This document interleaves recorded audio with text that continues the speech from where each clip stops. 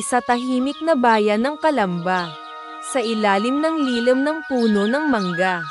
Isang batang lalaki na nagngangalang Jose ang natutuhan ang kanyang unang mga aral mula sa kanyang ina.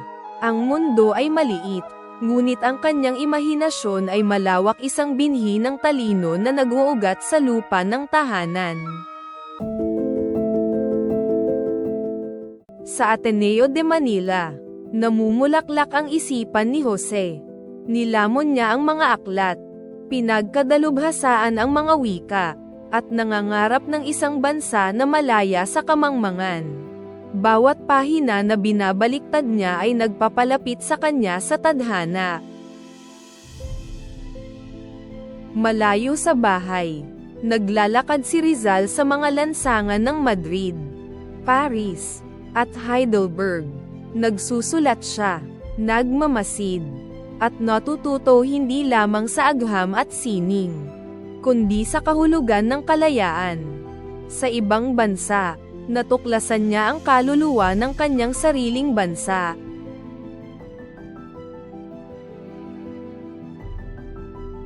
Gamit ang panulat sa kamay, binibigyan ni Rizal ng boses ang mga walang tinig.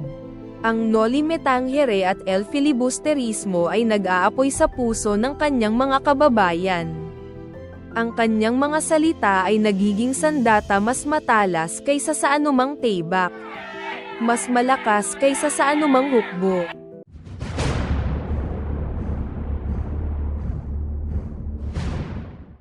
Ipinatapon sa dapitan, bumuo si Rizal ng isang mundo ng pag-asa.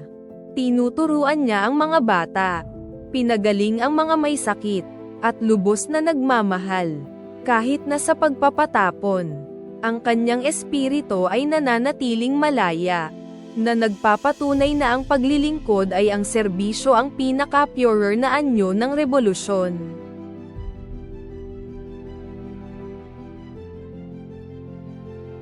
Sa isang madilim na selda, isinusulat ni Rizal ang kanyang huling tula, isang pamamaalam sa buhay, at isang pangako sa kanyang bayan.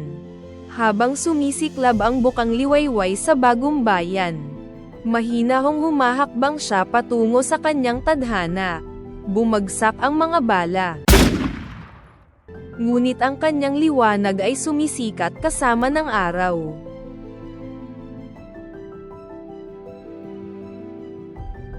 Mula sa lupa kung saan siya bumagsak, isang bansa ang tumindig. Ang kanyang mga salita ay umuukit sa bawat henerasyon. Ang kanyang tapang ay nananatili sa puso ng bawat Pilipino. Jose Rizal, ang taong nagturo sa atin na ang kalayaan ay nagsisimula sa kaisipan.